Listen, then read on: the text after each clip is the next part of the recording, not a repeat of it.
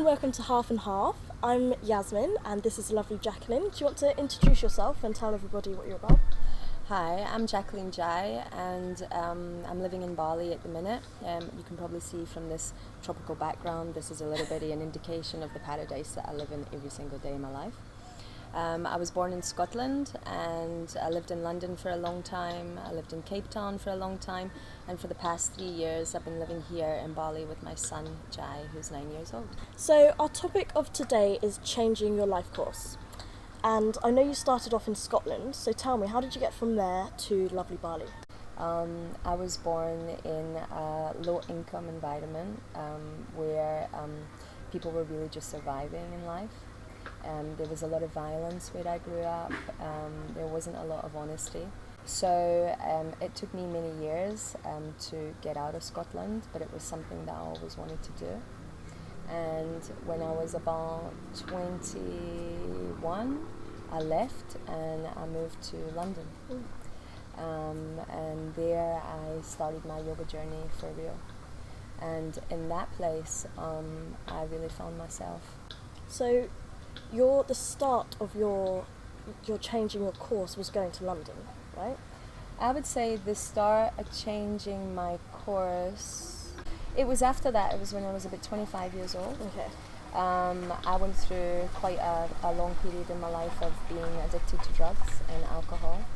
I was taking heroin, crack, whatever I could get my hands on, because really I was on a bit of a suicide mission when I was younger because of the trauma that I had suffered as a kid.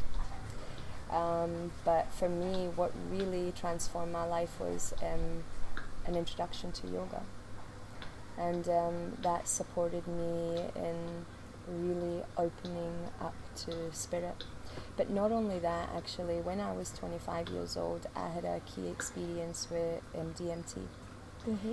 And DMT really highlighted in me and showed me what my true potential was. So it's a hallucinogen, DMT.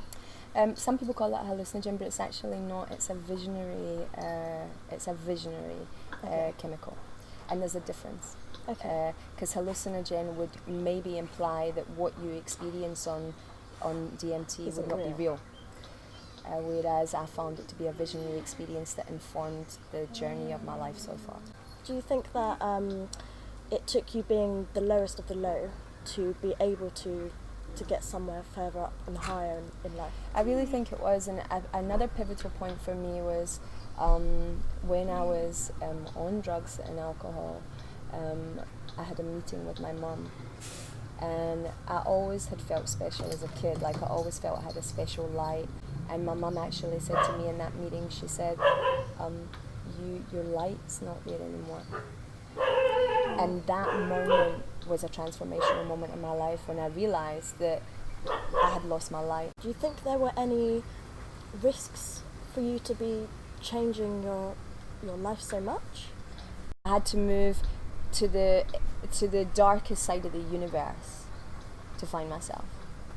And then in the physical realm, there's the risk of losing the friendships that you cultivate when you're living in the environment you're living in. Say, I had friendships that I had cultivated through partying and drink and drugs. So yeah, you lose your old life, you die to your old ways, for sure.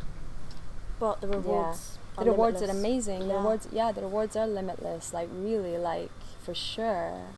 Okay, fantastic. So you started off somewhere really pretty low in Scotland. You took the first step, moving to London. Yeah. And then it still went great. And then you had this one moment of clarity that moved you to yoga.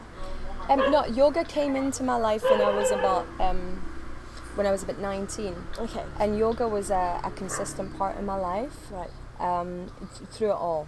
There was times when I didn't do it, but yoga was always there. And then when I was 25, I had this key experience, because yoga itself didn't pull me out of what I was in. Yeah. It was a mind-expanding experience that pulled me out. Yeah. Okay, I see. So it wasn't yoga itself, but yoga helped you to become the person that was able to pull yourself out of the position. Yeah. That's fantastic. It's amazing. It's an amazing story. So do you have a message to any of our young viewers who may be going through any similar experiences to you, drugs and alcohol? I do actually.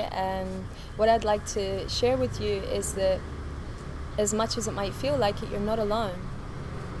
You are supported, and there are unseen forces that are looking after us. So trust that you are supported, and take the time to deeply look inside yourself and find the inner resolve and inner strength that is there.